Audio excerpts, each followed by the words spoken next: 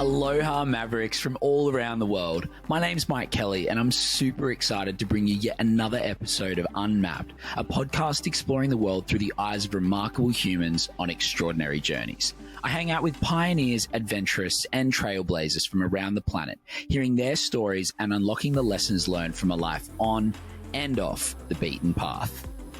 And just a little bit of housekeeping, if you're enjoying the show, please consider sharing it with your friends, following and reviewing us wherever you listen to it, and check us out on Instagram at UnmappedPod. It would mean the absolute world, and I guess you get to come and hang out, which could be fun. All right, let's get into the show.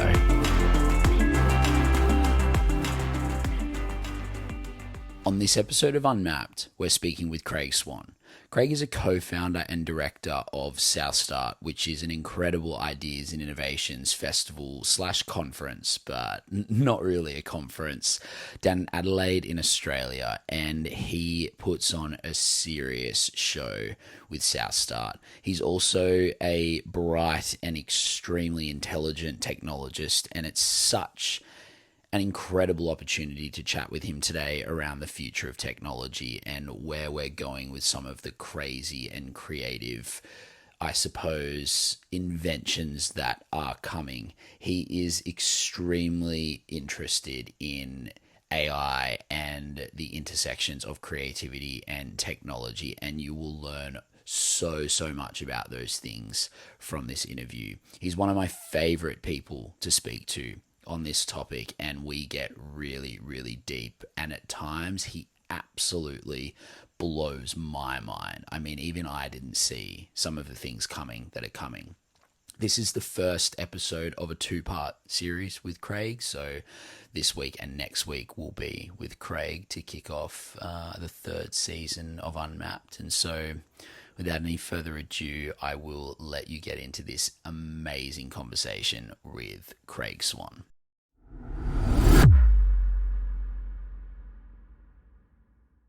Craig, how you doing, man? Thank you so much for coming on the show. Welcome back to Unmapped, and this is the first time that I'll be recording for about 9 months, so hopefully it goes well. How you doing?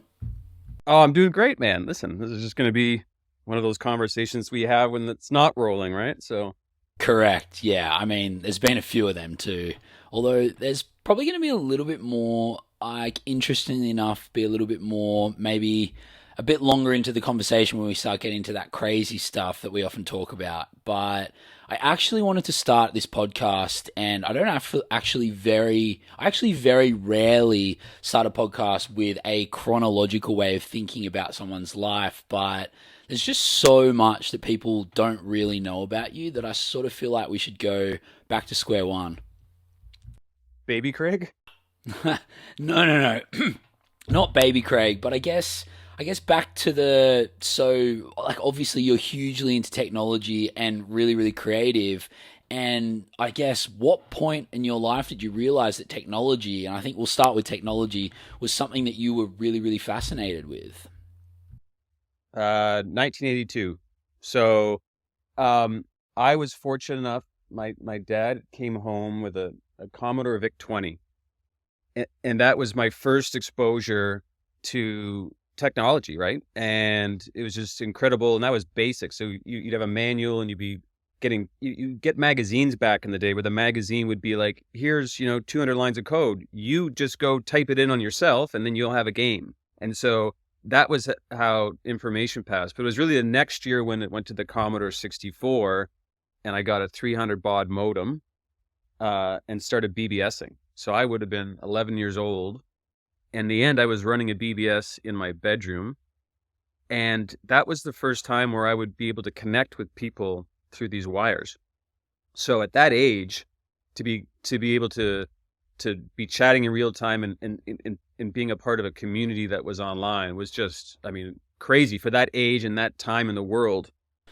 Wow. So you essentially in 1982 or 1983 had your own version of MSN Messenger kind of set up in a really primitive way with a bunch of other people who were just really nerdy about tech, and you were 12? It was the Pandemonium BBS, and my name was called Rum Runner. I think somehow I thought if I'd use some adult name because I was, I was, 11 years old running this BBS, that somehow that would, give me some cred. But I think it was my mom and stuff when she realized that I was talking to adults, and then eventually you'd go meet people and you do like big wear swaps and on your floppy disks and do all that kind of stuff as a kid. Oh, dude, floppy disks. And like the thing is, floppy disks at this point are kind of actually new hat. Like I know they're around in the '90s and stuff, but Oh no, but those are the hard. I'm talking about the soft floppies, right? You may not even know what a soft floppy is. man, I don't even know what a BBS is either. So let's go back to the start. So yeah, so I mean a bulletin board system. So it was a system where you go in, it was kind of like, like a Reddit or something. You'd have channels, you could communicate, and if depending on how many phone lines you had, you could have that many simultaneous people. So there was people were dialing into my house, basically into my phone line, into my computer direct. Like that's how it worked back then. And if you want to really just blow your mind for a second in terms of what was happening back then, there was a radio station that existed in Toronto. And basically what you would do is they would say, okay, everyone, they'd be talking about computer stuff. We've got this new game or this new app or whatever. Get ready to press record on your cassette recorders. And I'd be sitting there on an analog cassette. They would count down, and then they would start just broadcasting over analog radio, the digital bits and blops. I would record that onto a tape cassette. I would then take that tape cassette, I would put into a data set, which would be hooked up to my Commodore, and I would just put load comma 8, comma 1 into that thing, and I would load up whatever they had played over the airway. So it went from computer to radio to cassette, went from digital to analog to back into digital. Wait. I'm just going to try and wrap my head around this in everyday terms. Are you trying to tell me that's what a download was back in the day? Yes, that was before the internet. That's how you would download stuff. That was the only thing that existed. Unless you were doing it directly from a BBS where you could do that. But they were doing it. It's weird. And so I think it was a magical time. And it was also 83, right? Which was, for people that aren't, music technology is what we'll probably get into, is a big part of my life. And now 83 was the most epic year ever. So 83 was when the internet basically went online. So ARPANET, January 1st, that went from military to non-military things. So that happened that year. Commodore 64, which is the largest selling unit of a computer in history, that was pretty much its year. You had MIDI. That was the year that MIDI was developed. That was pretty much it. The first year that the CD-ROM, or the CD basically came out. You had Michael Jackson's Thriller, the biggest, selling album pretty much of all time. You had New Order's Blue Monday, the first ever digital single, 7-inch single or 12-inch single that ever came out. All those things happened in that one year. Like 83 was for music technology, it was actually the first year as well that the very first mobile phone came out. That was a very pivotal year that when you look back, that really spawned so much of what was there. And I was just a prepubescent, child that getting access to this stuff. So I feel very fortunate. And I think, when you look back on history, you kind of see the through lines. I think that is instrumental to, probably a lot of my thinking and what I've been attracted to. Oh, wow. Okay, so there's already so many threads to pull on here. I think one of those threads we'll come back to that I just want to note now is that it kind of feels like 2023 is the new 1983 in a way, like I think we're going to be looking at 2023 in 40 years' time and saying, wow, that was a wild, wild year. And then I think just before we move on too far, something that felt quite critical in what you were just talking about is the sense that you were running one, and I don't know what it is. What is a BBS? So a bulletin board system. So basically back then you would have a phone line. And this is back in the days where you would have to dial in directly to a phone number. So you would dial in a phone number which would exist at a person's house, and you would be connecting directly into that person's computer. So you'd both be sharing that computer terminal in essence, right? You're both on it at the same time. So it was a limited number. So a lot of it wasn't synchronous because you'd be leaving messages or doing stuff. But for people that were on there at the same time, you could communicate. And just to be able to communicate and connect to people because no one else was doing this, right? Like it was just so new anyways, that it was just, and in many ways I was alone in that world, right? There was a few friends that were kind of into it, But for the most part, very much like the early days of the internet, you're kind of just left into this wild world, just exploring it, having to learn it because there's no one there to teach this stuff, right? So it also brings in this self-reliant aspect with technology because at that time there was just very little guidance, you know. Totally. And is it only just reflecting now that you, or maybe not now, but not when you were 12, but only just on reflection where you realize that this was a big period of change in the world? Or was this something that you just could tell as a 12-year-old in the middle of it happening, that this was a monumental change in the way that we were going to be living our lives? Oh, listen, I think no clue that you have ideas of like, oh, imagine if I had another phone line, I could get more people, like like that would be the limited thinking. You weren't thinking on that scaling aspect. I think it's more in retrospect. I think I've spent a lot of time in the last few years trying to see this arc, and as I'm now, I've got a child that's almost my age now again, so I'm now thinking about what is this next generation where my children are almost at that same age where I did it. What is their relationship with technology? So I'm looking forward to how it's going to impact them. And I have to look back to say, well, listen, all this stuff about screen times, and I was glued to a computer screen, dude. Right? So I have to deal with this conflux of like, oh, you don't want to give your kids too much screen time, but yet I am who I am, and I'm quite happy who I am as a result of being massively on screens. So it's this weird thing that I have to kind of, play with.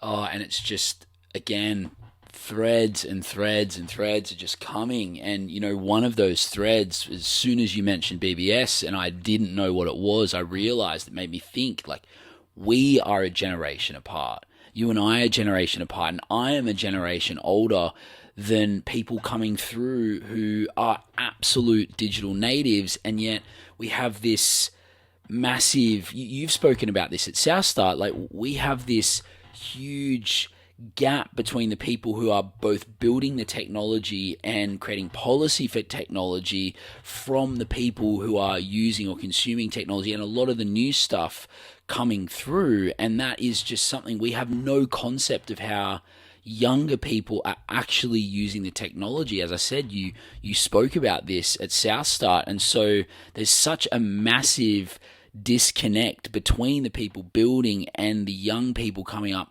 using. I mean, like the millennials coming up. No, hang on.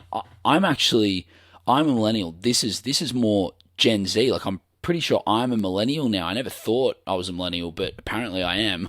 And yeah, it's now Gen Z coming through, and I feel so out of touch with them and the people who are creating the tech and pushing the discourse forward are, 10, 15 years older than me. There's just this massive disconnect there, like. Well, but I mean, yes, there is, but I think,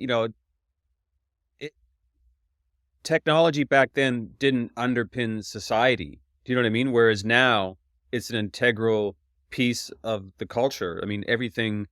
So its role is different. So those inputs that you're talking about, they're coming from ideology as much as they are from technology, right? So it's not just that technological input. And I think the conversations that from that one was really about, I come from that generation that, like before 83 or whatever, like I didn't have computers. So I have this completely analog growing up experience. Like they talk about the people like pre-internet, like I was like computers, like mainstream computers kind of, you know what I mean? So there's a bit of a difference there in terms of the way that you, look externally at the world. So lots more stakeholders now. Man, it's fascinating to see how it's all tied together over the years. You were kind of born at the perfect time, hey? We're all born at the perfect time. Well, yeah, of course we're all born at the perfect time, but I mean within this context, to be able to witness completely growing up with 0 to 10 in a completely analog world, and then being shown the early kind of new and early tech that was coming through back then, which is all of this stuff that you talk about. I mean, man, you've seen it all happen, like the whole thing. And just before we kind of move forward and I let you really get loose on that, I also just want to bring up the screen time thing again, because I thought that was really powerful what you said around the fact that you had you were lucky that you weren't taken away from the computers because it was so clearly something that you were doing. I even think about just in terms of the information and the culture that we take on, how important that is. I kind of sometimes wish that I was playing more games and watching more anime. There was a lot of good values that were instilled in me from things like Pokemon, wanting to look after the planet and obviously the animals the Pokemon that we were looking after. There's so much stuff where I feel like some of the values that I've got from watching that are really instilled in me and have kind of made me the person that I was today. So I wonder if I was given more screen time instead of being pushed outside by my parents, whether I would have been able to dig in a little bit more into these things that I was obviously really passionate about and were probably shaping me into a decent human being. Oh yeah, no, listen, well, because I was also a part of that first generation where, the TV was the babysitter, right? So growing up in the early 70s, like as a child, so I, again, my particular age, to your point earlier, I feel like I've got a very unique, anyone my age really, but me also diving in deeper, a bit more unique view of this whole unfolding, right? I can look at these things and I see these cycles. I think there's been two cycles. Like I think 83, probably 2000, and now there's definitely epochs that are clear to me. But I think exactly it's what you do with the screen, right? I mean, for me, I was using it as a tool. I was creating. I had light pens. Like you probably don't know what a light pen is either. Like I mean, I was drawing on the monitor with this device where it somehow could pick up this thing getting close to whatever the old screens had, where it could depict where it was, and I could draw with it, way before Wacoms or any of that kind of stuff. So, I think it's I think it comes down to ultimately, and this will lead into where AI is, I think, taking us, is that role between being a creator of your life or someone that's on the consumption end, right? And I think there's a lot more people that are on the consumption end. These things are designed to pretty much put you into that world. And so then I would say that's a devastating use of time, which is the greatest resource of all. If you're actually just, you're absorbing other people's ideas, you're absorbing other people's thoughts, it's a weird, if you really think about it, it's very weird how much time people spend consuming other people's beliefs, opinions, whatever, than thinking about it themselves for what they actually believe in or what's true to them. Craig, I think that is a whole podcast episode in itself. Like just what you've said there, I feel like we could sit there and unpack it for 4 hours straight. Do you just want to maybe go into a little bit more depth about it, and then we'll move on? Just the analogy of your use of the screen, right? Are you using the screen as a tool? Are you using technology as a tool, or using it as a pacifier, right? There's two different uses of technology. And for me, growing up with the television and coming from the age of programming and messaging or whatever, it was a different type of consumption. But I had lived that first thing. And that was when consumption was that was television programming, right? Like they were programming your mind, whatever they put on there. That was it. I had, this is before remote controls. I had a little box that was attached to a cable to a television where you had to press, 30 different buttons, and most of them didn't have anything on it. Man, I absolutely love the way that you've just made that connect between the TV back in your day and the internet in this day and age. And I wanted to pull on that thread a little bit more, but add some futuristic touch to it. So the notion that we are spending too much time online in this day and age and consuming other people's thoughts and opinions and beliefs, that is getting even crazier when you start to think about the fact that we aren't even really consuming other people's thoughts and beliefs anymore. We are actually consuming the thoughts and beliefs of AI, because so few people are actually writing their own content, making their own stuff anymore. And so how often is it that we are talking to bots, or how often is it that we are reading something that a human didn't even write? Well, there's a larger thing called the dead internet theory. And I think, I think they already referenced, I think that was a while ago, but that we were probably over 50% of content that was, genuinely created. Certainly now, that's only going to multiply. I mean, and this is the deeper question, right? It's like when people lean into a technology that can do a lot of the brute force of the writing or of the work, of the making of the pretty pictures or the video and doing this stuff, and you remove yourself from it, I think there's two important things that happen there. And I think the biggest one is the fact that now we're going into a world where I may have played some role in the creation, but the machines are creating things ultimately, whether it's guided or not. And so from the larger perspective of all of entire human history, going back as long as you think it exists, we're at a pivotal point where the likelihood that the content that we're going to be creating moving forward, only accelerating towards 100%, is not going to be actually crafted by humans. So in a historical picture, if you were to look, a million years from now, if this planet's still here and people are looking back at it, they're going to be like, there's this time before 2030 where, humans just didn't create. They may confuse it with creation or think that they're creating. And it's a very interesting topic on its own. But I guess fundamentally, the stories that we told have always been from humans. The stories that we're going to be hearing in the future are going to be more and more not from humans, maybe approved by humans and guided by humans, but it won't actually be straight from the minds and the fingers of humans. And that's a very interesting point. And again, it's like one of those things where some of my age to live equally through both those is bizarre. It's a bizarre thing to witness unfold because you don't go from analog to digital twice, right? Like it's just like we're doing that big shift. Like I'm a big hippie and I grew up a lot around that scene. That music was a big part of me for those same kind of years. And the idea of, the age of Aquarius, that everyone talked back then, there's this great shift in this big age of Aquarius. Like, I think whatever that thing is kind of now. And from then, I feel like there's this moment where humans move from not having technology to almost being exclusively technology. And that's a binary change.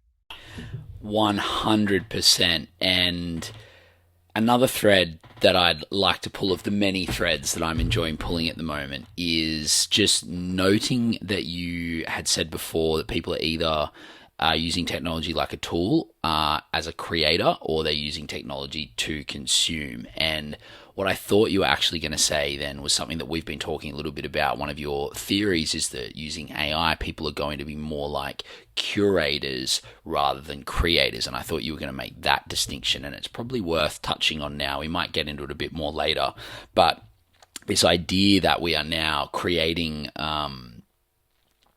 photos, or we're making art, or we're using AI to create things, and it's giving you a lot of different options when you type in a prompt. And then once you've typed in the prompt, it gives you the options, and then you select which one, or you regenerate and create new pieces of art or new whatever it is that you're creating. And then you're looking through all of the different things you've created and selecting the one that you think is going to make the most impact on people, or the one that you feel like is the most artistic. So you're actually putting the prompt in, letting it create a bunch of different things, and then you're selecting which ones. So you're being more of the curator of what you put out into the world rather than the person actually drawing it. I still think there's a creator and a consumer role. I think it's more just specifically the creators will be the ones that turn more into the curators. And I think, again, though, if you're looking at this thing where it's like, I keep calling like the human centipede point, where we're just consuming the same shit that we're making. It's all not human. Someone there's going to be a generation from now that we'll be talking where a generation will have only been brought up on content that's like that. So how much creation and storytelling will there be, or how much will become just so homogenous? And I think it happens a lot faster. And I think this is the part that I find really curious, because I'm just spending so much time, probably too much time, exploring all this stuff when most people don't even know about it. And I think the speed that it's happening, I think, is just going to just blindside a lot of people. And it's going to be like, there's a book Alvin Toffler wrote called Future Shock, and that was written in the I guess it was the early 70s. And he was talking about the shock that technology was going to have from his perspective then. And to be quite honest, I don't think it ever really happened the way that he saw it. But I think about it now, and I think that it's very close to, we're going to reach a point where the technology is going to take us out so quickly that it's going to be profound in terms of having larger impacts across society that we also have to deal with. And it's going to be very hard for people to catch up with things when it's constantly racing. This reminds me of Daniel Schmachtenberger. He talks a lot about this idea, and I wish I could remember it now. What is it? That there is a superstructure and infrastructure. There's a superstructure, there's infrastructure, and a social structure, and it's not in that order. It goes, the infrastructure is kind of at the ground level, and then it goes to the social structure, and above that you've got the superstructure. And so the infrastructure is the roads that you drive on. It's the trains. It's the buildings. It's the internet, it's the technology. So at one point in time, roads were considered technology, right? And so in the same way that roads are considered technology, now technology is also part of the infrastructure, like what roads are, and they're all pieces of technology that help create society. So technology is a part of that infrastructure of the world. And then you've got the social structure, which is the social systems, the cultural kind of structures of the world.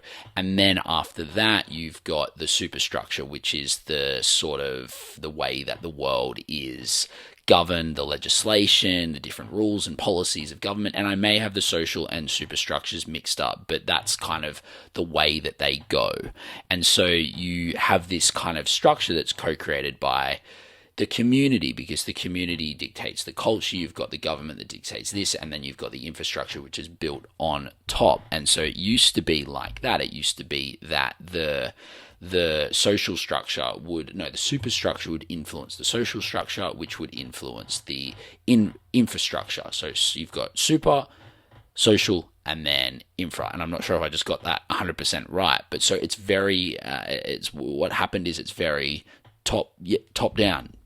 And so I think this is where you brought up that technology has become an ideological thing, because in the past, everything happened from the top down and it got influenced by the culture and by the ideology. And so the superstructure would influence, like they would come up with the policies that would influence the culture, and then the culture would influence the infrastructure that was being put in. The problem is we're now at a point with the technology where it's moving so quick. And I think that the biggest example of this was the whole Web 2 thing, where no one knew what to do with Web 2 at all. And I mean, from a government perspective. And then they ended up having to get almost every single big tech company CEO or founder in front of inquiries and stuff, because they just weren't ahead of the ball. Meaning the governments weren't ahead of the ball. The tech companies went way too far out ahead. And then all of a sudden they're influencing culture and influencing the superstructure. I mean, and there's just so much influence within Silicon Valley and the VCs and all of the money. And so you start to get the technology influencing culture and superstructure, so the social and superstructure. I mean,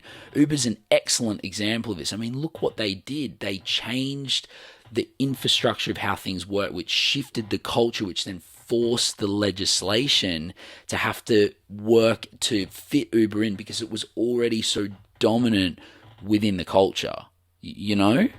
But when you say that, then I look at the Twitter files. So but completely coerced, controlled by government, right? So affecting the social layer. So that's now limiting information on that platform. So you think the tech's the ones that are going to affect society? Okay, maybe it is. Government goes in there and saying, this stuff you're not going to let people say anymore.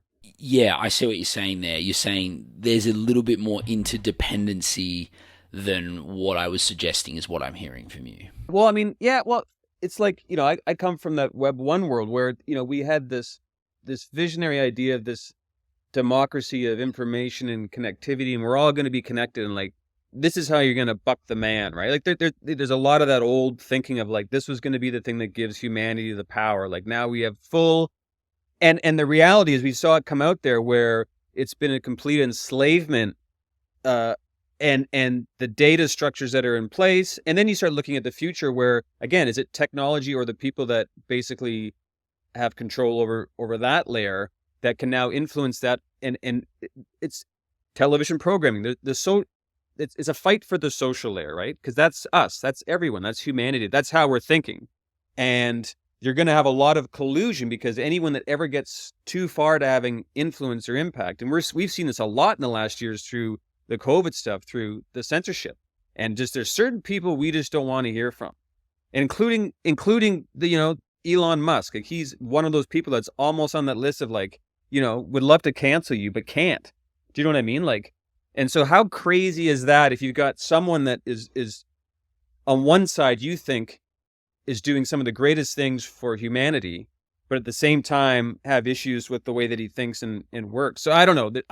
There really is like an info war going on, right? This is like fifth generation warfare that's happening that a lot of people aren't aware of, because this is a crucial time. Like this shift into this stuff and the power structures that are tied to it. I know we're starting to go down deeper now, but like the power structures that evolve with this shift, like they're game changing. This is like they're not big changes. Like, so there's a lot at stake. And I think these kind of questions of understanding, where are we as citizens, as humans, as people inside of, I think that there are those three layers, but ultimately, how do we believe the power, and can we use that technology to benefit that collective or not? Because that's been the fight for the last 40 years online, is like creating that kind of an opportunity. And Web3 now, to me, is this interesting new generation of people, young people that have similar ideals about autonomy, about decentralization, about giving power through technology. So that's the part I really love, because I've come through from the first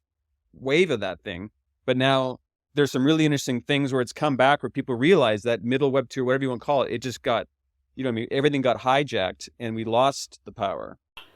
I love what you're saying around how, you know, all of you at the start of the internet were thinking about all of these things like decentralization and autonomy and all of these kind of things, and got a little bit hijacked by Web 2 and now Web 3. There's this culture of people coming through that really value those things again. I love being able to speak to you and people like you and us, I suppose, about these things, because this is something that I became really passionate about last year. I read a book by Doug Rushkoff, Throwing Rocks at the Google Bus, and I read a report by Rethink X, called Rethinking Humanity, and it just totally opened my eyes. And it's, you know, I've been running around sort of saying, you know, like, we can actually do this. We can utilize technology for the right things if we want to, and it could change everything. And it's so fascinating to me, because I didn't realize that this was already something that people were talking about, and you were all focused on this 30, 40 years ago. And it's just so cool to see that coming back. I mean, it's also not cool that it hasn't happened yet, but it's just really cool to see that there's people that have been thinking about this stuff for a long time, you know? Yeah. It's interesting because it's not the technology, it's the way that the technology is used and the way that it is created to, I guess, have a desired effect and outcome and output by the people who are creating it. And I know I'm just starting to tunnel into the molten core of the earth, but yeah, I'll just pass it to you and see what you've got to say. Yeah, where are you going to take this? Well, no, because I think it's there's ultimately the power comes in unity, right? And everyone coming together. And I think that's where the true power that you speak of comes from. I think the challenge is that, and a lot of these cycles of technology saying that's going to unlock and empower that has sort of been a part of that ethos. The problem is that, you know, for something that was supposed to connect us, that was the thing. This is the connective glue. We've now been giving this mycelium's web of technology that we can all operate in, except for the fact that whether you call it the powers that be, whether you call it the technology, whether you call it the algorithms, they are specifically there to polarize and to now take the people that do need to connect, to have some strong voice and strong front in whatever's necessary for change. That is being dismantled systematically, algorithmically, and that's just a reality now. Who's doing it and why is a whole other conversation, but that's the world, that's the construct that we are living in, where whether it's sports, whether it's genders, whether it's religion, whether it's politics, compared to me growing up, and I would say 5-10 years ago, the amount of change that we've seen in adopting, you know, everyone wants good for my type of people. You know what I mean? So everyone wants human goodness, but not for those idiots over there. They can go fuck themselves. So that's the mentality that people are living in. So it becomes very difficult to fight against that. And I think that's where, you know, I think listen, just, we're talking, for anyone, this is like the week basically that, Apple dropped the Vision Pro, right? So we're living at a time now where we're moving into potentially an adoption of a technology that is going to do even more to separate us, to believe that we're somehow connected together when we're sitting right next to people. And you've seen the memes already, thinking somehow we're in a shared space. Like, I don't know, like the idea of spatial computing, as we like to now call it, this idea of going inwards to connect is maybe certainly not the only way, or maybe the best way. Are there not ways to do it where we all gather around a table and are all looking at the same thing together? What would the output difference be if people work together in that environment, physically together, and with enabling technology to collide and co-create, versus me being in my own, little, I don't know. Well, yeah, it's the question that you're posing is one of why are we using technology to disconnect and getting further away instead of what it was meant to be for connection. Like we're more. I think we're being fooled to think that we're connected. I think we're being tricked into that idea. But we're not at all. We're completely alone. For many people, so alone, so isolated with this false belief that they're somehow connected because I'm seeing other people's lives scroll in front of me. 100%. I mean, there are some epic things like you can jump on a Zoom call, jump on a WhatsApp with someone from the other side of the world, or, I can run a group meditation online for people who are based out of London and things like that. But for every moment you have something like that, you've got so many people just constantly scrolling through reels, or you've got people, 4 people out at a dinner, and then all of a sudden it's been 10 minutes and you look up and you realize all 4 of you have just been in your phone, like in their phones for 10 minutes and just not even connecting in real life. It's all interconnected. So yeah, it's easy. I think it's just, listen, man, the reality is that I think, and even just talking about it, there's such an array of convergence happening on so many things in world right now that you can't faithfully talk about any of them without really talking about them all, because they all have a very important role. And like, to unpack it, right, it's a big job, but like, if you really want to try to get a sense and do wayfinding through this, I mean, you have to have a sense of these things. So I mean, that's the way that that's certainly the way that I operate. It's just like, critical thinking is the last thing you want to hold on to, because it's all getting outsourced, right? Everything's just constantly getting outsourced, and AI is only going to accelerate that. And then if you've got people that already just don't have much of a clue, I mean, not to shit on millennials, but just young people in general that grew up digital, the amount of those people that can sit there and cook a decent meal or actually understand how that food was created, it's not as many as you'd like it to be. You know what I mean? Like, a lot of people lost touch in terms of how things get done. It's just they're so used to just here it is, both physically and whatever. And that's no fault of theirs. They grew up into that. You could argue it's the fault of the generation before. But even when you talk about this influence or whatever of technology and Instagram and all this kind of stuff, it's like, we've moved in a very short period of time to people, at least in North America, that had, dreams of being all these wonderful professions, where now it's, social media influencer, YouTuber. These are the top things that if you were to ask a 15 to 20-year-old what they want to become when they're older, I mean, it's how do you get attention, right? That's the currency we're dealing with, and the extremes that you have to go to get that.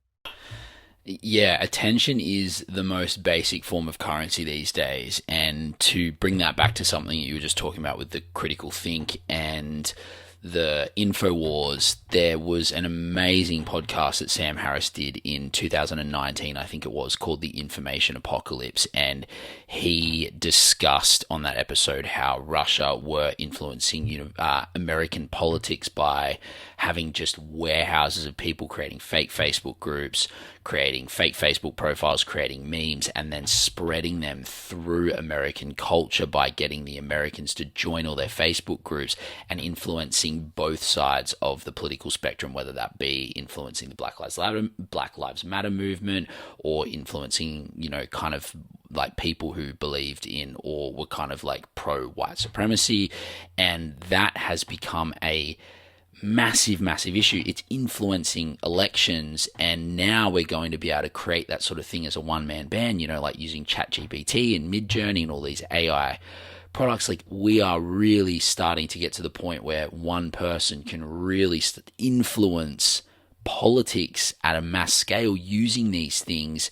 And it's just really getting to the point where we are not going to know what's true anymore. There is so much misinformation, and that is just really quite scary for me. I mean, in 2019, this is like analog ways of manipulating information with people in warehouses, but now the level of sophistication, it is just going to be absolutely just rife.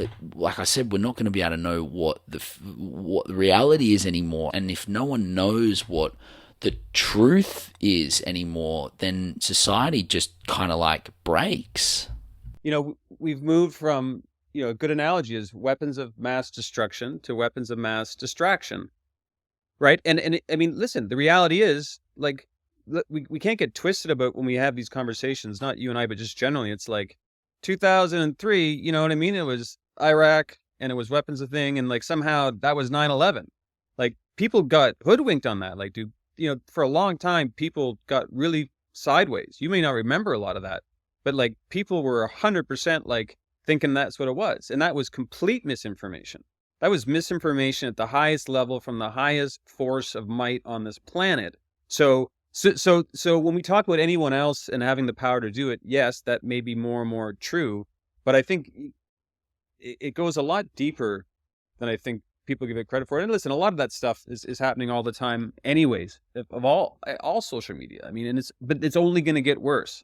And again, if people have been outsourcing critical thinking or are unable to kind of discern things or do the work themselves in a post-truth, post-trust, you have to do that more, or you have to resolve to give up. And I'm concerned for a potential generation or generations of people when this hits this. It's like there's two things you can do when you see the tsunami coming. You get in the fastest vehicle and get the fuck out and go fast, or you start swimming towards it and get past it. And I think we've got one of those things coming. So just to wrap up on the post-truth thing, I think it's just, how are people going to know what's right when, history books have already been rewritten. I don't know if you go to, I love following the people that show you maps from the 1500s and people that show you stuff from the 1700s and old stuff, and the way that they told you the world worked then, very, very different than it is now. But think about it. I mean, no one can create any of the Renaissance cathedrals. No one can do European architecture. I mean, if you go to Russia right now and look at the buildings that are in modern day there, that does not look like New York. Those are things from the 19th century. You know what I mean? Like, these are huge, epic things that can't be recreated. And people will say we can't do that anymore. And you look at stuff like going to the moon, where 50 years later, like, yeah, we just can't do it again. It's like, how can people think that we're progressing when you really look around you and you say, we can't do the things that used to happen? That, to me, it makes me think there's something that's been lost, because how could, with all this technology, we can't create buildings like that? Why can't we? Why couldn't we go back to the moon? Because, you know what I mean? Like, it's just, that doesn't make sense. It doesn't. So these are the things you got to think. I mean, I think about it, because there's an element, an essence of beauty in these things too. You look at the way that things, and to be honest, the way that people lived. If you just go on YouTube and watch, 1950s, 60s, or 70s videos of just people hanging around in a city on a beach, and you watch that, I'd be hard pressed for someone not to say, that looks amazing. Why is my world not look? Because there was community, and you had to talk to people, and there was just the appreciation for humans. I'll just add to this point a little bit, and I don't know if this is a point of conjecture or whether I'm right. It's just an intuition that I've got on it. And I'm just not sure that it's technology that's created this homogeneity or this loss of artistic flair. I really get your point around, have we lost something? And that put me in a little bit of a tangent on my head. And I know I talk about this a lot, this rapidly improving technology to create more efficiencies. We're kind of losing that artistic detail to life. And I realize I don't think it's the technology. I think it's the fact that technology is owned by capitalism, and I think it's capitalism that drives technology to be this homogeneous standard thing that through technology, capitalism pulls the culture along its merry little path, and that's what standardizes everything, and that's why we're losing that. Maybe. Okay. Oh, but let me just stop you right there and talk to me about the role China plays then. I mean, in terms of technology and production and capabilities, they've become, outside of, defense technology, you know what I mean? But for wide scale technology, you want to get your solar stuff, you get it from there. You want your computers and all your equipment, you want us to put it together for you? I mean, so that is not a capitalist. Now, they're moving into a weird mixture of these things, but it's a communist state that is producing some of the best technology in regards. People can't build buildings the way they can. People can't. So I don't know if you can say it's capitalism in that sense. I mean, they are communist in ideal, but I don't know if they really are. But what are I guess we're going to use these words though, right? I mean, the average people in the world will say that's a communist regime, right? And people will say America is a capitalist democracy.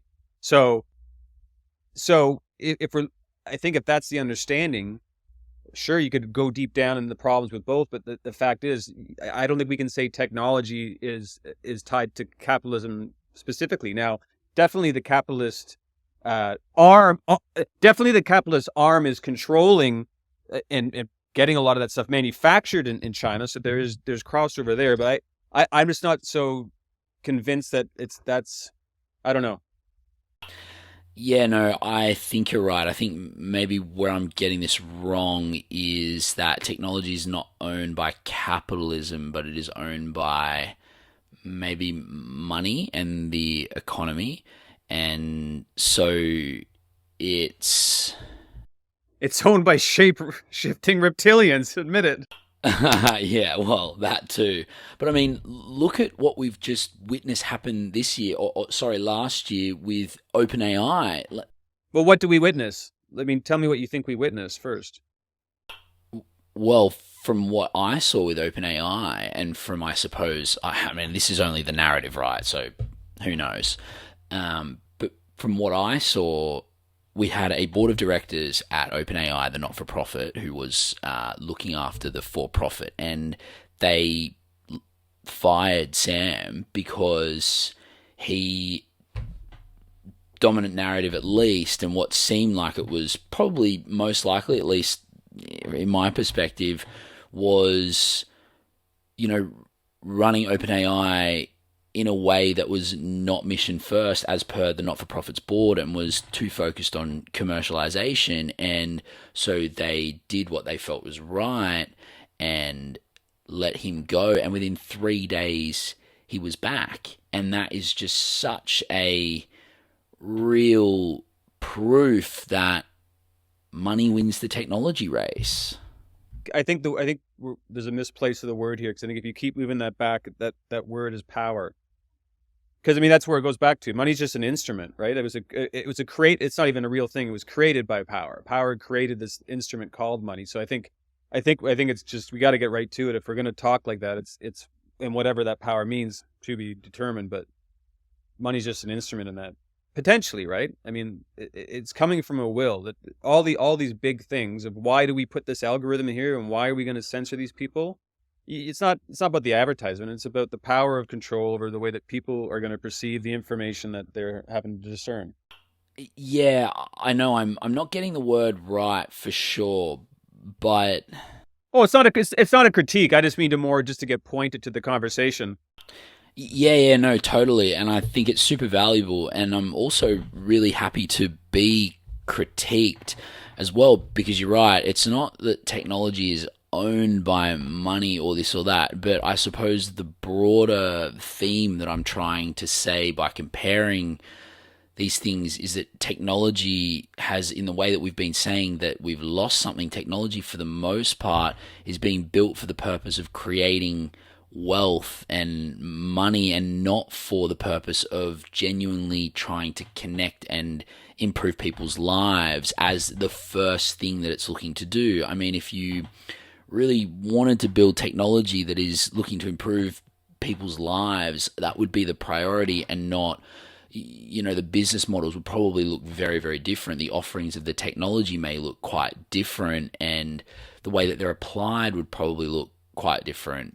So the first question, and this is just, to some extent pure speculation, because I'm not in every single room of every single piece of technology that's ever been made, but for the most part, I feel as though the first question people are asking is, how do we deploy this to make money, and not how do we deploy this to improve the most amount of people, the most amount of lives and create the most amount of benefit to those lives. Well, yeah. Listen, yeah. Well, I think there's an element of like, you need resources to continue building the technology, so that has to happen on a certain level. The opportunities of a new technology require investment to unleash the possibility of it. So that has to happen at a certain level. But I would argue that Elon Musk has created some of the most advanced technology on the platform through his companies, and that's to serve the betterment of humanity, if you believe what he says, and I'll take him on his word, right? So, so I don't know. I mean, that's it. Again, that same technology can be used to automate for nefarious reasons the entire world financial system, as it can control the minds of everyone who chooses to plug into social media. So I don't know. I mean, it's just, I think it comes down to intent, right? I mean, it's what is the intent of the technology? Why are you trying to create, why Nikola Tesla? Why are you trying to create free energy? Because everyone should have it, and it's possible. Why do we not have free energy? Why was Tesla destroyed? I mean, these are the same questions now, and this is 100 years later. Exactly. And it's just history too. I mean, it's just, you can always rely on history to repeat itself, and you can also always rely on humans to somehow just get themselves into the worst situations, and then somehow just pull out of the scrap at the right just at the right time before we absolutely completely destroy ourselves. Earlier on in this conversation, when we were talking, I was thinking about it very much in this context of this loop that repeats. How much of that is some weird genetic programming in humans of going through demented versions of the hero's journey, or through some story that we can't, until we change that thing that's a part of us, we will see these things of creation and takedown and destruction and rebuilding. Because I mean, that is a part of some history that we're aware of. It could be that could be a part of the human condition, and we're just going to keep unfolding that same thing on planet Earth. It just different varies of guises of technology. I mean, that, who knows, right? Yeah, man. And this is where the intersection of technology and spirituality becomes really, really interesting to me. Or maybe not the intersection, but this is where spirituality becomes an important part of this conversation, because we start to get into really interesting territory where we're looking at this idea that humans just have this baked in thing that we are getting wrong every single time, and when we get it wrong, we're just using different pieces of technology, which I think is just that's a fascinating perspective. And Noah Yuval Harari talks about this in Sapiens, that this next kind of evolution of humankind is to transcend these very primal instincts we have for survival and destruction and greediness and all of these kind of things, and to move on to the next stage of, I suppose, humanity, and to embrace oneness and all this kind of stuff, which would remove a lot of that stuff. And we have also, using technology, which is the benefit over time, transcended the need to be in survival mode, and we don't need to worry as much anymore about putting food on the table and things like that. So these base level human instincts aren't as required anymore, hopefully freeing up space for us to go deep spiritually and transcend those needs and move into a more, I guess, co-created and interconnected existence. And holy shit, we are we're, we're we're nearly an hour in, or around an hour in. You want to start now? Yeah, dude, let's start now. But in all seriousness, I just want to bring it back a little bit, because actually, like, we're going to definitely go deep, and that's just how it is with you, which is, what we're doing here, learning about you. But I really want to learn a lot more about your journey, and so pulling it back to 82, 83, you've then got kind of this gap before the internet really starts, which is, you had a lot of success at South by Southwest. You were really at the intersection of creativity and technology in that time.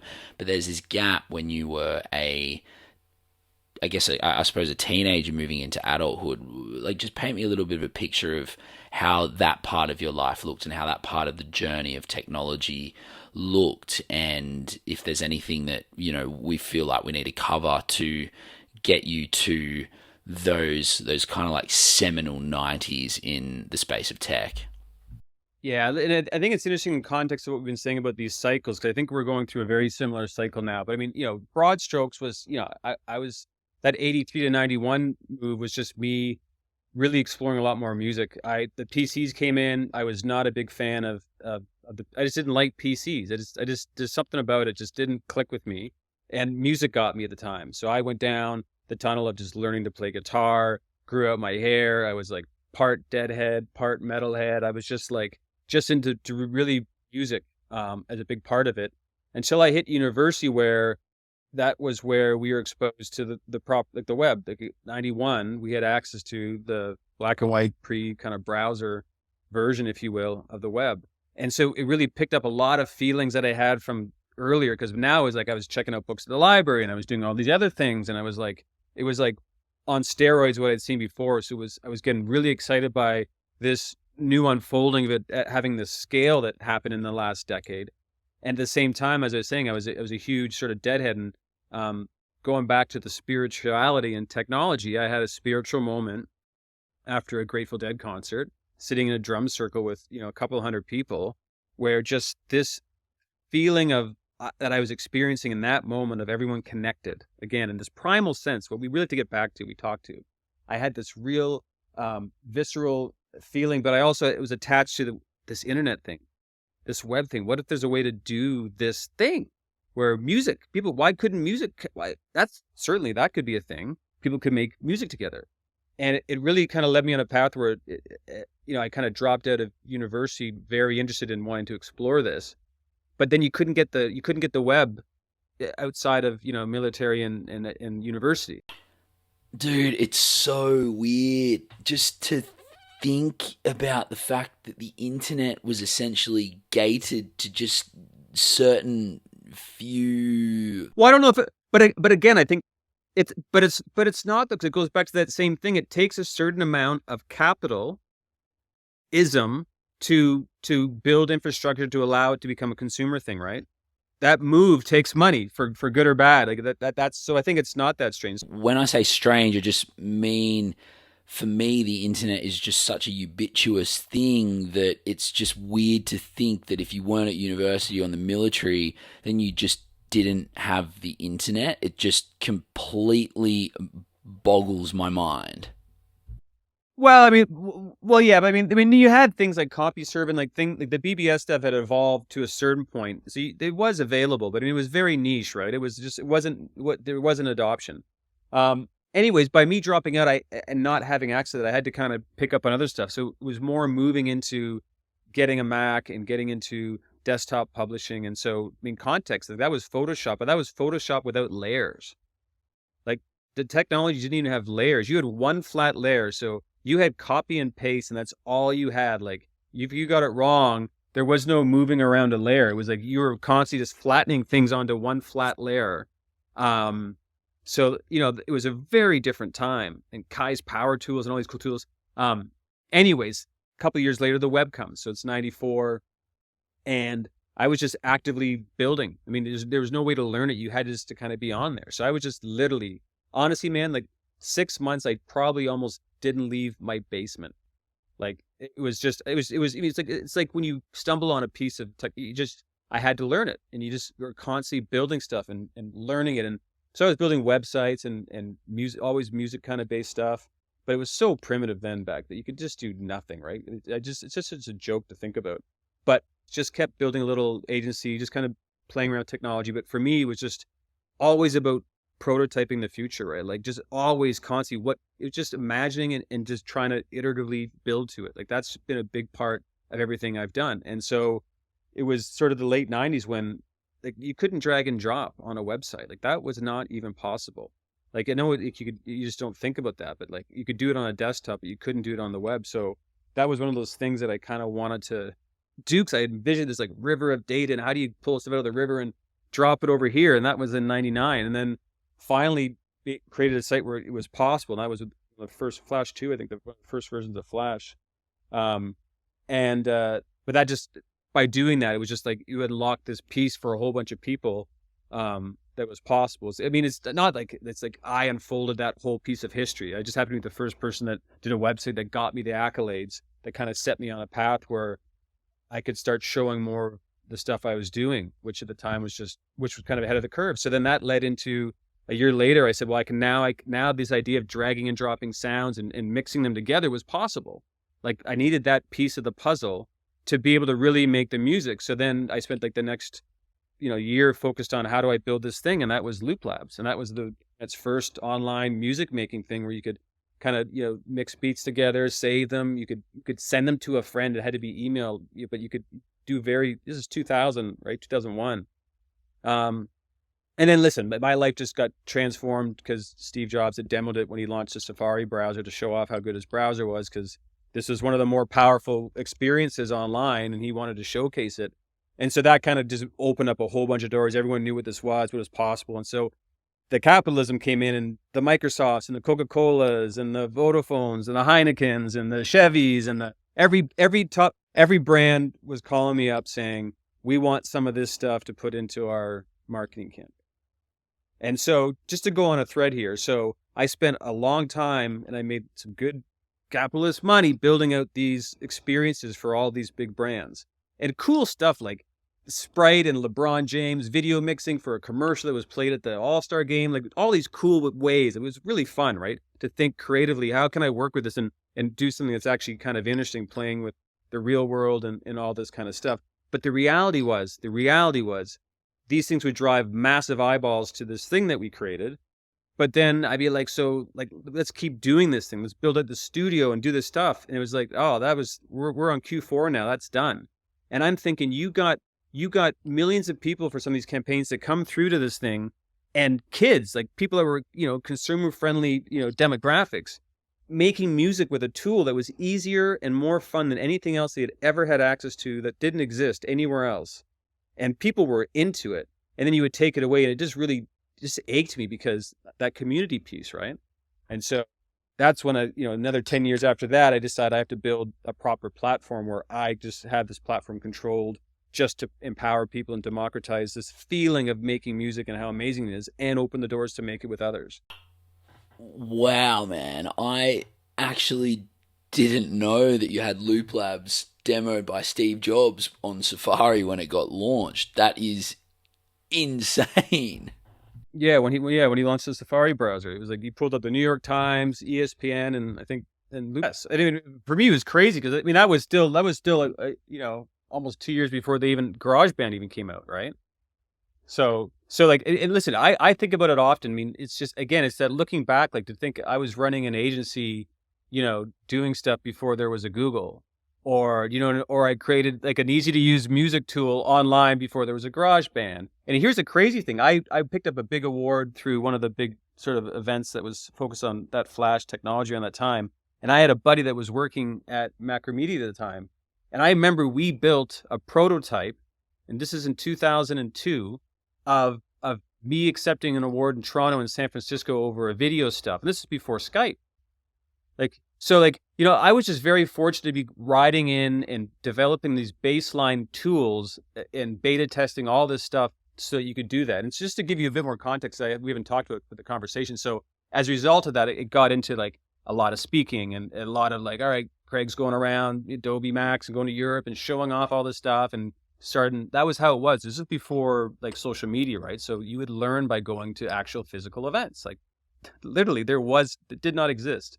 And a big part of what I always did, where was always just show what I was working on. It was always just I was just hacking stuff. So I was building weird stuff where I was taking apart remote control cars and then wiring that to the computer so I could interface music devices with a remote control car. I was like just doing weird doing a lot of stuff, because remember my dad was saying to me, like, big guy, I was saying, man, surveillance, dude, like it's coming in hard. And he's like, oh, there's not enough people, man, to surveil on you. And I'm like, I'm building stuff where I know how. I don't have the chops to go all the way, but I have access to it. I can see how it's possible. But it was very much about how do I explore what's currently happening and play with it enough to really try to get the insights of how it's going to be possible. And for me, I called it invisible interfaces back then. Like that was sort of the way that I talked about the future, where I was building computer vision gestural stuff and thinking about eye tracking. And like I think about the Vision Pro now. I'm like that's how I was thinking back then, where I was tracking the eye, thinking when we track our eye, we're gonna have this machine know I'm heading to a direction before I've even gotten to there based on my trajectory. Like it can get ahead of you and start being very prescriptive and changing your experience in real time. Like those were my thought process back then, but you couldn't execute it now. So it's really interesting for me to see, because there is that wind of it actually taking hold, where a lot of these things are the ideas that me and my contemporaries would have been jamming on or talking about, 10, 20, 30 years ago. But it takes a while for them to roll it. So these ideas I'm always thinking about, which is why I always go down to that impact on the human layer, because I've sat with a lot of these things for a long time, that when other people start being able to have a conversation about it because it's relevant or they've experienced it, it's just, I get excited because this is the conversation to have, because humans aren't wired to have the same growth rate as technology. It's not exponential, especially with AI. So it's impossible for us to catch up. So the best you can do is get field reports from the future to kind of say like, we're going to be here. Like, so start thinking now, because that's 2 months now, Man, that was epic. Thank you so much for sharing all of that. It makes me so curious to understand you a little bit better, like just being that at the edge of the curve, and really, kind of in your own small ways, defining the way that we do things. That takes a seriously curious person and just such an investigator and someone that wants to push the boundaries. I mean, like where did that come from? What were the influences that had you thinking in the way that you were thinking? What gave you that curiosity and that desire to be at the edge? Could a lot of time around the moment of clarity at the Grateful Dead concert could may have opened up some things, but I think the curiosity part I'm not sure. I think it's because I had a lot of times early as a child that just quite like, why that makes no, like I did that critical thinking thing that I really hold on to. It's like things that were common sense, and people would say like, yeah, you can't do that. I'd be like, you want to explain that to me? You know what I mean? Like that doesn't, you're doing this for a specific reason. And I think, here's with a lot of the thinking I do, I can remember, and this would have been, it was pre-internet. I mean, I'm going to guess 890 maybe, I don't know, high school. And I'm just sitting here with my buddies, and in Canada, for instance, the alcohol, you can't, there's no ingredients, there's nothing on it, there's no labeling on, and I think it's the same here. And I would just sit with my buddies going, it's really funny because half the tax in Canada goes to all the booze. And lots of people like to drink in Canada. It's somewhat similar to, I guess, the atmosphere here in Australia. And I just started thinking, like, it's so weird we don't know what's in it. I wonder what's in this thing. Like and I was just thinking, how crazy would it be if there were some kind of additive that we kind of get a little bit dependent on, the same way that some people can get dependent on sugar. Like there's just natural things and non-natural things that can have persuasive properties for consumption, right? And I tried to track that thing down. And this is back in the day of like phones and fax machines, right? Why did you try and track that down? Like, that's what I mean. What's the innate thing in you that goes, I'm going to figure this out? Because I wanted to know what was going into this thing that does not a lot of good for a portion of the society and creates tremendous money to the government specifically, because half of it went to the government. I just found the whole arrangement just a weird, like, out of all things. And in Canada, we have a beer store. It's called the beer store, and it's government run. And we have a liquor store, and that's the name of it. The beer store and the liquor store, and they're run by the government. So from an institutional thing, as a 18-year-old or whatever, I just found it just really interesting how it's like the government owns this thing which has a massive effect on society. It makes half the money from it, and it won't tell us what's in it. So I would go to the library, and back then I'd go to the library. I would eventually find the Food and Drug Act and go, the only thing the government doesn't have to say what's inside of it happens to be alcohol. And I thought, that's crazy. So I would call up Labatt's, or I would call up these breweries and say, I want to know what's in it. And they would keep saying to me, oh, pick up a Coke can, I'm like, yeah, that's not true though. It's like, it was just a lot of people, and I just never got an answer, and no one would ever. It would just get pawned off and dead faxes, and it just made me very like, I had a question I never got the answer to. And it got to a point where people were like frustrated by me asking the question and dancing around it. That made me go, right.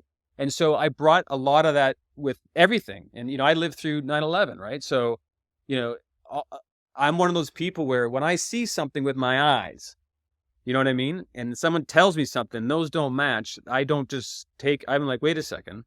Either one of us is definitely wrong with what our understanding is. And if we're going to have any world of truth, people have to be coming at it from a fairly similar perspective to be able to step away and look at it before you and analyze it. You can't just be on the opposite sides. So I think that's been embedded in me from that time. But it plays its role with technology, because the role that technology has with our relationship with it, because I've spent more time than most people with machinery. It's a unique relationship. And I think as people are catching up to me, like now people are spending more time on computers than I am for very different reasons. But like there was a time where I was the nerd in grade 4 or whatever it was that was on computers and no one else was. And now I'm at a point where every single person is on technology more than me. And so, but going that way. So it's always that intersection of that technology and humanity piece and spirituality, all those things are just always going to be a part of how I interpret the world. And that's the thing. So many people just don't do that. Like, there's something fundamental. One of the fundamental things that I feel that you do is just question everything. You make sure you look at something from every angle, and really kind of, there's just this innate sort of, like, people aren't running around chasing beer companies looking for the information of the additives and things like that. There's just something in you that is just, it's a bit of a dog with a bone. Well, that's the rabbit hole. Yeah, correct. It's the rabbit hole. It's just where you have to figure this out. There's this non-standard level of curiosity where you just kind of charge in and want to understand everything. And then from that understanding, you're kind of like, all right, what's next? Which is sort of the technological angle and the being at the edge angle. It's definitely, and listen, I've done all those Enneagrams, and that is a part of who I am, an explorer, right? By default, that wanting to leave it at that. But yeah, I mean, I think it's just that curiosity. I mean, I try to think about it, but I think it's like being creatively curious. Like it's also like, I think it's always, I'm trying to attach it from a creativity lens as well, right? Like there's the systematic, how does life operate perspective, but it's also like, how can we leverage this stuff to be joyful and creative? Music was where I spent most of my early days focused on. But even like, it's funny because like generative AI, which is the term now, right?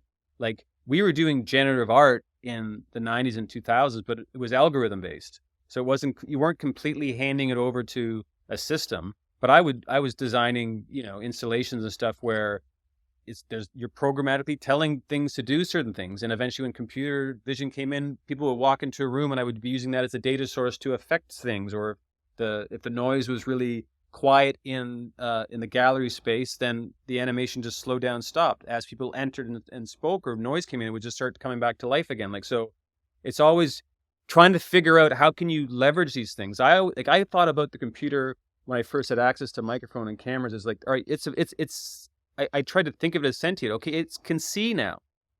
I can use the computer vision. How will it do that? So I would create things where it could detect, obviously, presence. If you had certain color things, it would know what language you are. So it could then, you think about these things. Okay, well, it can now react to us. And now we could do with AI and be incredible. But it was still thinking about those kind of things. What the role that voice plays. Like, I think, it's just so, it should be invisible, man. Like, I think we're marching towards that. Hopefully you're seeing all these adoption, these new pins and all these things. And I think that's what it will be. It's just an always on thing.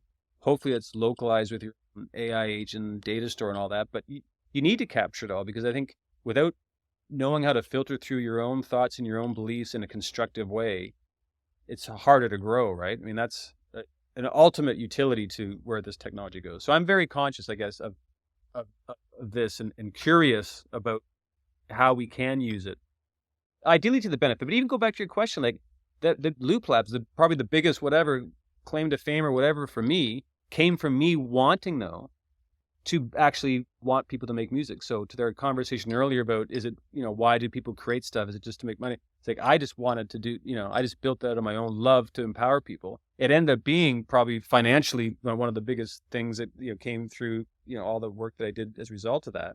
But definitely that wasn't the intent. Not that that's not always the case, for sure, but from my perspective.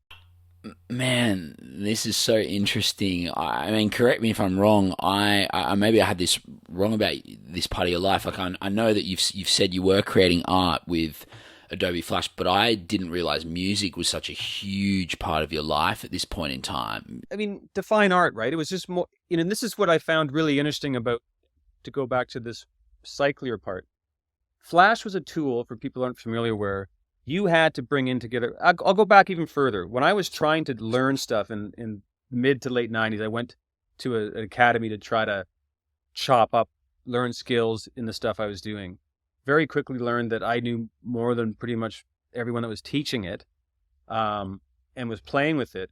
But it was a moment where I had to go and see the top agency in Toronto, and they brought us in there to get the work experience. And I walk into this room, and there's like 12 of us that are in our course, whatever, sitting around this big, huge table. Guy with, not shitting you, black turtleneck walks in, comes around, asks everyone, what are you into? And, I'm really into 3D. And this guy's like, I love doing this graphic stuff, and I like doing the interactive web stuff. And then he asks me, I'm like, I fucking love it all, man. Fucking 3D, music, interactive, fucking CD-ROMs, web. And he says, you are useless. You are completely useless to me. Like, he said this. And I'm just looking, I'm like, and everyone's looking like Craig's like the fucking hottest shit in the class. They were confused, right? They know all the stuff I do, and like, Craig's on it. And this guy is saying and he wanted a cog. He just really was like, I need an illustrator. I need a 3D artist. I don't need some guy that thinks that he can do all these things. And it pissed me off to no end. And for one of the reasons, I've never ever worked for anyone or taken opportunities to do so, because that set me off so hard on that. But it was an interesting time where you had to do that. You had, like, the really creative stuff was when you could do an animation in Flash, make your own music and bring it in. You could render a 3D. Like, that site that we won all the accolades for. Like, I was doing a VR tour of University of Toronto, 99. I was, that stuff existed. It was like, you could do that stuff. Like, now it's, light years ahead. But we've come to a point now where I think with all these generative tools, and I know this from firsthand use now, it's the same kind of thing. There is no multi-purpose Swiss Army does it all yet, right? So if you want to do any of this stuff in this new world, it's like, you got to be good at knowing how to prompt certain stuff and have this thing execute and give you content and data that you can use to put into this system, which is going to drive your image creation or this stuff. And you also have to know how to be able to create your own voices over here or do audio AI. And then over here, you're going to try to put those things together in some way and make it move and animate it. Like, again, there's all these different elements of creating, again, where you need to have half a dozen tools that you're good at to be able to create something that kind of stands out above other stuff. 100%. And, we're seeing like a supercharged version of this with AI coming on now, you need to be able to use all these different tools. And this is something where I definitely feel like I fall over. I have a basic understanding of a couple of tools, but like you're saying, you need to pull all these things together. But if you can, you can just make a documentary from, your home. You don't even need to go outside to film, Well, you don't even need AI to do that. I mean, unless you, but in terms of not having to film it, in terms of being able to go back and do a documentary on Tesla, I can now put Tesla in a studio and making, his crazy, Correct. That I suppose that's what I mean. You don't need to know how to film. I don't need to know. I don't even really need to know how to make a documentary because I can just ask ChatGPT and it'll tell me how to make a documentary.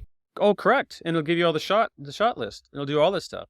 And I think that comes back to our conversation earlier about it's the curator. It's the people that have innovative ideas of their own that they can put in with enough cultural history and aesthetics and stuff to kind of imbue into that, to then get stuff back and go, no. Yes, this is the thing.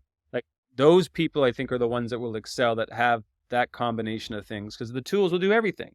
But again, it's people will do the obvious thing. It's like how many people are taken without editing the first draft of a social post, a LinkedIn post, a blog post, and almost not changing it. The same thing's going to happen with images. The same thing's going to happen with video. And to our conversation again earlier, is the part that bothers me is I can understand why people would want to lean on it, and I'm concerned about the people like way downstream who will lean on it the hardest because it just takes away that out of their life. But the reality is, that is the content that we are all now consuming and are going to continue to consume at an accelerated rate. So we're just human centipede, man. We're eating the same shit that's put out there. Plus this thing's learning on that thing. And it's this recursive downward spiral of nothing human. It's whatever left of human going down the toilet analogy. And like, it sounds brutal. And of course there's going to be cases, and I'm going to do everything I can to excel out of that and create great things with it. But the reality is, this is on a societal impact level, the world that we're very quickly moving towards. And again, we're just starting to dig back into the rabbit hole. 20, 25 years ago, I was building a tool that was going to take away understanding music theory. Like, it got to a point where you need to know about genres, you need to know about instrumentation, beats per minute, musical keys, all that stuff on the back end. I made sure that everything just got locked into sync. You were never out of tune. You were never out of time. You could just start playing with things. And I had a lot of people say, what are you doing, Craig? You're ruining music. You're making people make this generative kind of stuff. And I don't disagree to a certain extent, but there's also something for unlocking that capability in people, where I also know of many people that came through the platform that went on to learn to play music, to then write real instrumentations, and to go on and do it. So it was like a gateway drug to that experience. So, again, I'm always in the thick of it, I think, where it's like, I'm also trying to create the tools. I'm now trying to think of ways to create tools to make life for you and everyone else easier, to make better, higher quality stuff that's just not terrible.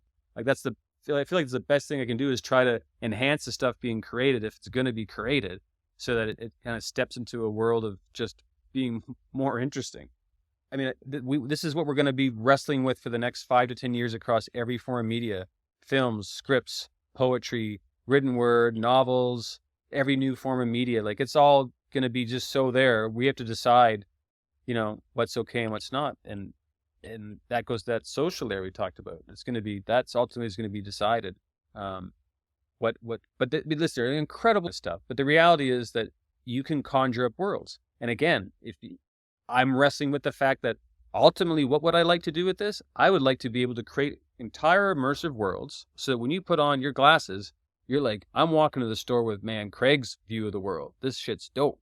Like, if I'm going to go for a walk, this walk is a pretty fun walk with some music. To me, that's an amazing way to experience something. But I'm also cognizant of the fact that these types of technologies and the impact that they're going to have could be very detrimental to where we're going as a species, right? Like, so I'm also aware of that. But at the same time, dude, like when I'm just chillaxing and I'm outside, if I know I can just put these things on and a tune comes on and all these things just start growing out of the ground and just start dancing around, and you're in this, psychedelic, field of flowers popping up. Like I want to build reality filters, right? Whoa, man. I have never thought about this. So, are you saying like an Instagram filter, but for real life? Correct. Well, that's going to happen, and I'm just really working hard with what I'm doing now to be in a position to be able to play in that world, because again, I'm very cognizant of the ways that this stuff is detrimental, but there's also a lot of amazing ways that can be done. But it's going to happen either way, and it's more a matter of figuring out how I can contribute to it in a way that I think's interesting and not destructive. And that to me is so cool. Like I'm looking around outside, you can see. Like for me to look around, but I can just create a haze around, or I can just bring creatures to life, or do all these things in real time with the real environment. There's people who will want that experience for going, or if I'm just, you know what I mean? So that's where my head's at from a creative perspective of where I think these tools are, in a fun way of creating layers of reality. Whoa, dude. Like, that is so crazy. I had no idea that this was a thing that people were thinking about, that you were thinking about. I mean, it's so interesting and so cool to be able to create the reality that you want to live in. And I mean, I can also, excuse the cynic in me, I can also see how this just goes a little bit differently. This same technology, we were just talking about the information wars and what's true or not. I mean, you get to the point where no one is literally going to be seeing the same thing. I mean, reality is just fracturing, and maybe that's a signal for what's really happening. Maybe reality is fractured, and people are just trying to put boxes around reality the whole time and create this consistency when no one really is seeing the same thing or thinking the same thing about things. And this is just another thing that's taking us back to more of what the truth actually is, in that there is no single objective truth. And here's the problem. It's not going to be used in the wrong way. It's going to be used in the way that everyone is sold and promised to use it, which is going to be, you can do this. So like for instance, we got a couple of people that are coming to Southstar that are, looking at two different versions of the integration of the pure chips, right, into humans, right? And the connection point of being able to do that. So when you can now put on a virtual environment, and pretty much I don't even have to prompt. See, the problem, VR never took off because I created a world, and you're like, I don't like walking around this Italian villa with my Oculus Rift. This is lame. You know what I mean? But if I could walk through the ideal world that you want, you're going to stay there exploring it forever. And if you see where prompting's going and the ability for real-time stuff to continually advance, as soon as you prompt a world that you now can generate and you're inside of it, you're going to do that because you're in full control. It's the IKEA effect. That damn dresser drawer is worth way more because I built it. You know what I mean? So you're going to, and I got that from my experience seeing people. I had millions of people making beats, and I knew that there was an effect that took place where you or I would think that it's not so good, but they spent like 2 hours making that. That's the shit, and that's going to make their week, and it's because they put the time into it, and I think that's a powerful thing going to all this creation stuff. But when we're creating our own worlds, I think the part that you're referring to is what's going to happen is in the same way with Netflix. There's no reason why we can't watch Netflix and pop you or me in Pulp Fiction and our voices. Like, that technology exists now. It's not commercialized, but it exists. So when everyone's got these custom views, no one's reality is the same. And this is the part I think is the one we have to watch for, because when we don't have any cultural touchstones, if we don't have common things, I grew up with The Sopranos. That was a thing everyone could talk about, right? And more, we have more options where we have, I never watched that series. I don't know what that one's like, or we don't have it. And so the opportunities to connect are going to drastically go away, which is, to your point earlier, is why that human to human thing we talked about, is only going to become more and more important for those that don't.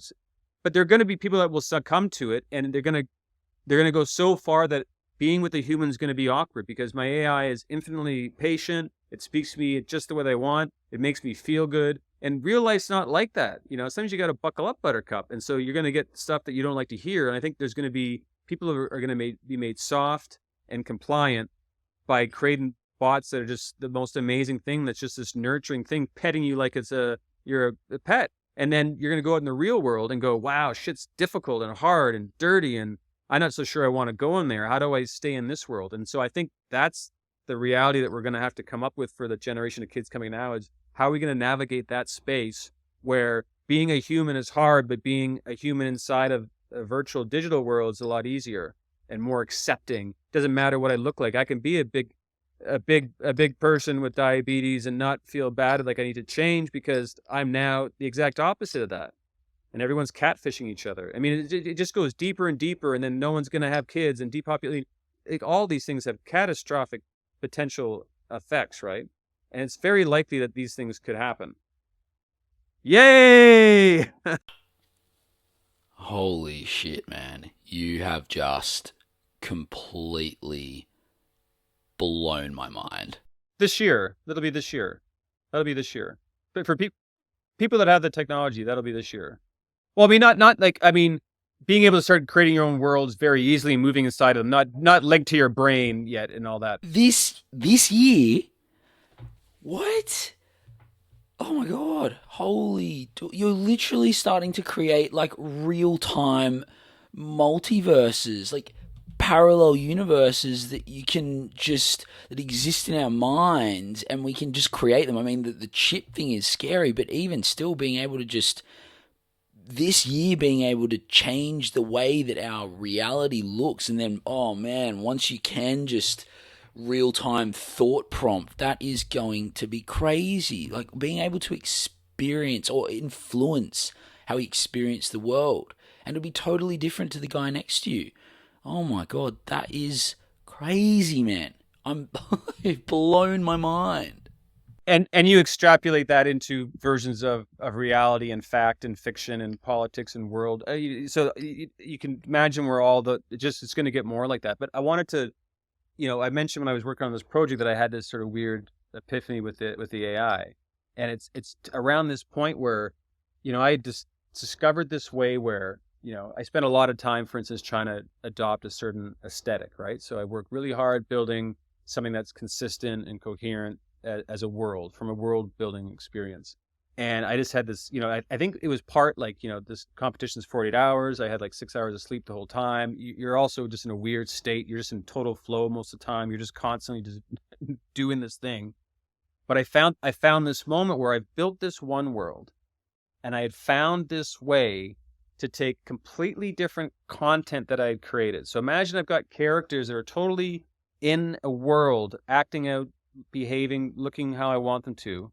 And I had this artistic style that I developed, and I'd found a way to all of a sudden smash these two together, where it was like this moment like, holy shit, these people that I've already created in this entire other world have now just assumed an entirely different aesthetic in their wardrobe inside of another world that I had created, like seamlessly, where it wasn't like a hack thing. It was like, I had a moment where I was like, holy shit, I've just now taken two disparate things and they're now coexisting. So I can only imagine that this is going to be the level that we'll all be able to do this at. So that may be the piece that brings it together, where I can watch, your fashion and music sense to my movie or whatever. But dude, I'll have to show you the images post to show you. But it just felt. Wait. What? It's just hard. But it makes me think about the fact that, this idea of multi-agents, right? Not multiverse, but like there's going to be multiple AI agents that are interacting with each other. Like that's already happening, but it's going to happen more and more. And I feel like I witnessed a visual version of two different systems that I'd built, that had created these two types of world, and I stumbled upon this way that I could somehow fuse them together where it maintained the entire aesthetics of one world, but I could then bring in this other piece, which was otherworldly, which made no sense, but it made sense in this world somehow. Like this world knew how to adopt that thing. It's like one world knew how to shapeshift into what it was coming into, or the context knew how to shift what was coming into it so it would suit, so that they just fit an evolution of the content coming in to seamlessly fit the context. And it knew how to do that seamlessly. So I don't know how but I know that that's how I can see that, seeing it me stumble upon it, I'm like, hey, that's how it's all eventually going to happen. But then you think about it from all the other points when, because listen, the future should be that if we're discussing doing this podcast, there's an AI agent that knows enough about you and your intents and your time and all that stuff, and one that knows mine, and they just go talk together and find a happy place where I've said, these are the rules of engagement for whatever it is. You say, these are the rules of engagement. It comes up and sends us an email and goes, hey guys, so here's what we're thinking. And everyone goes, yeah, cool. Like that's the next step. What, man? So, I mean, do we get to the point where we don't even have the conversation? We just send our AIs off to discuss what we could have, would have, should have talked about, and then it'll come back to us and sort of say, this is what we talked about. Do you want it to go public? Or, and knowing us so well, it can know what we would talk about. Like, wow. Does this become like Schrodinger's conversation? Like, did it actually happen or not? Yes.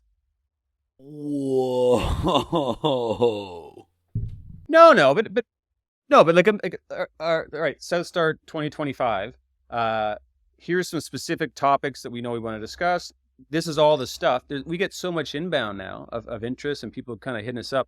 If there's a way to interface and that person interface with like, well, I'm doing this thing can do a lot of that vetting and do the work where I don't need to have these discovery calls with 30 people. It's like, oh, dude, you need to talk to this people because I also know what their network is. And you've got 4 common friends. And when you like all that stuff exists. So when you can unlock that as a representative, all the people that aspire to be influencers can now respond to their DMs because this thing can kind of act on its behalf and suss out the real opportunities. The problem, there's all these AI bots for girlfriends and boyfriends. It's Japan especially, like they're it's a big deal. Like this is what I was saying earlier, is that this is being normalized. All these social platforms, Snapchat, they all have these AI bots. So when your friends aren't around to talk to, but this thing's there 24/7 and you start equating to it and it says all the things you want, your real friends are going to fucking annoy you.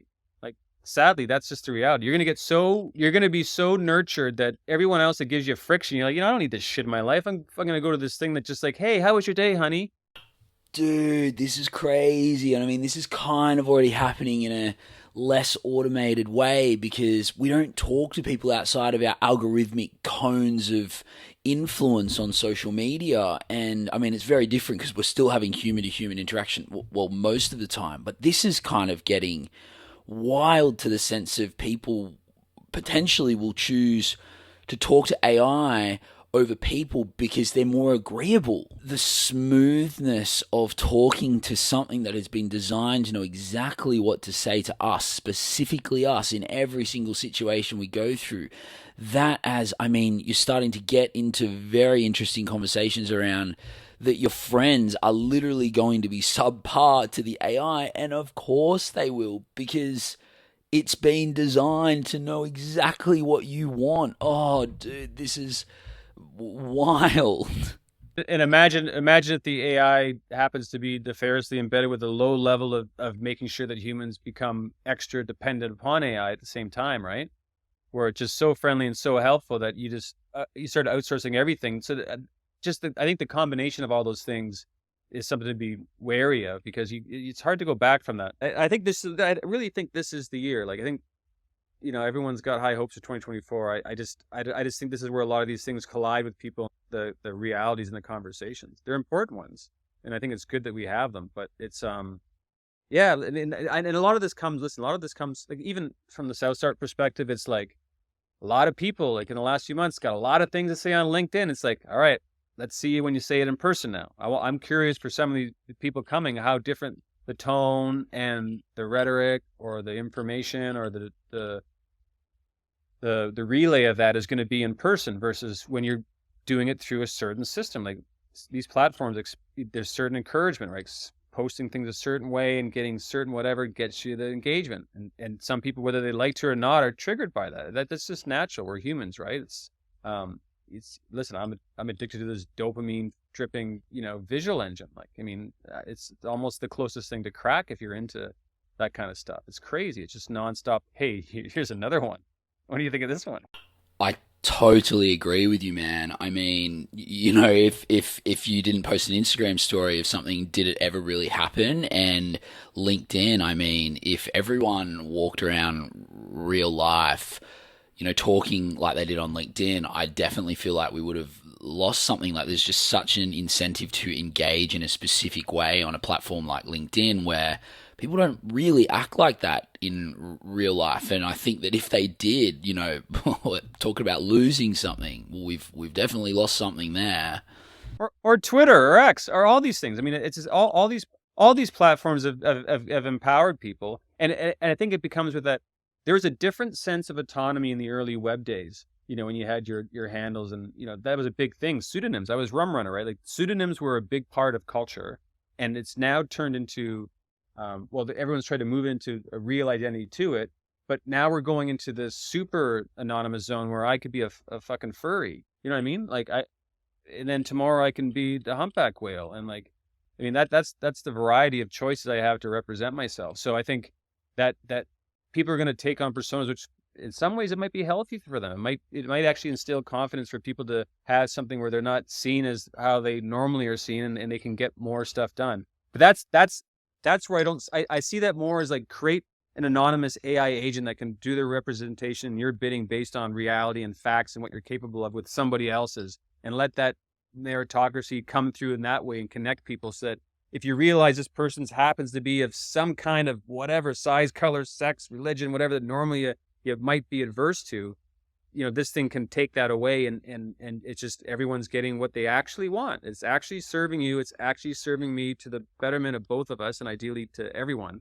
And I don't need to know necessarily what we look like. There's something that's needed in that from the polarization we have. So there's probably some tools where if I can just get the stuff I want done and it doesn't matter anymore, then maybe that makes us more pure to who we are as a spirit and unattached from our physical, coil. I don't know.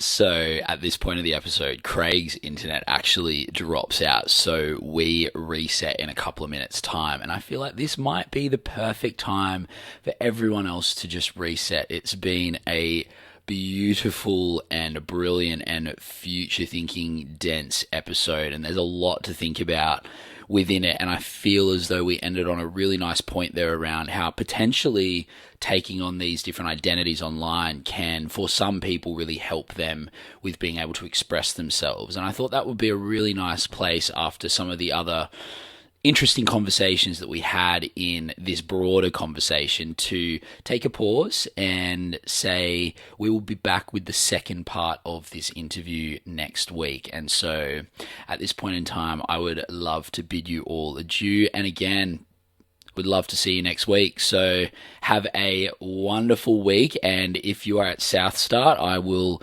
see you there. For everyone flying over to Adelaide who's in Australia. And yeah, from Mike at Unmapped, peace and enjoy.